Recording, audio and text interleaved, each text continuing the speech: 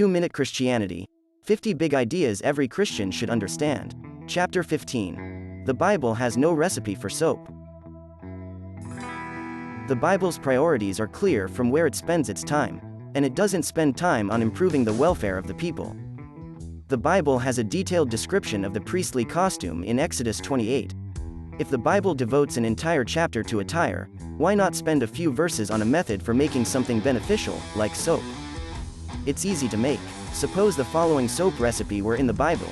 Quote, pack a wooden bucket with wood ashes. Pour in boiling water. Make a small hole near the bottom and collect the water in a pot as it drips out. The liquid is caustic, so don't let it touch skin or metal. Pour the liquid back through the ashes until it is strong enough to dissolve a feather. Boil this liquid to remove most of the water. Add rendered fat from cattle or other animals and stir while cooking until it thickens. Pour into molds and let it harden. Use this soap to clean your hands before preparing food or eating, unquote. There are lots of tricks to making good soap, but a priesthood could have perfected the technique.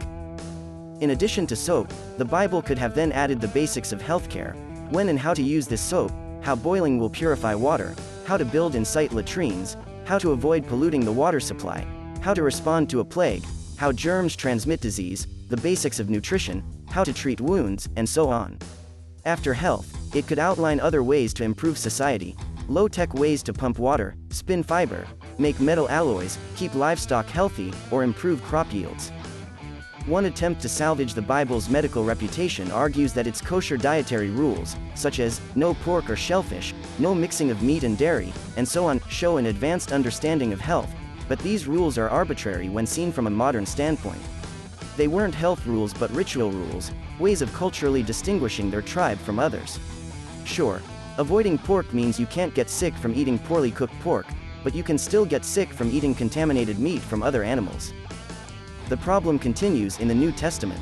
Someone who preached, "Love your neighbor as yourself," would have been eager to share any knowledge he had about public health. For a book that is supposed to be inspired by an omniscient God, the Bible's understanding of science and medicine is primitive. It looks instead like just another book of mythology and superstition like all the rest. There are two explanations for the Bible's poor health advice.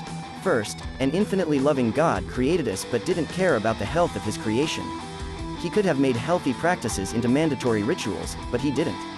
However, he did care enough about making his priests look stylish to devote an entire chapter to their outfits.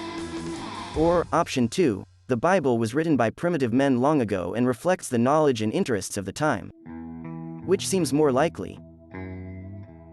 What do you think? Add a comment, and don't forget to like and subscribe. To read the text of this chapter with references, go to 2minutechristianity.com and search for this chapter. Or buy the book and get all 50 chapters at once. Thanks for your interest.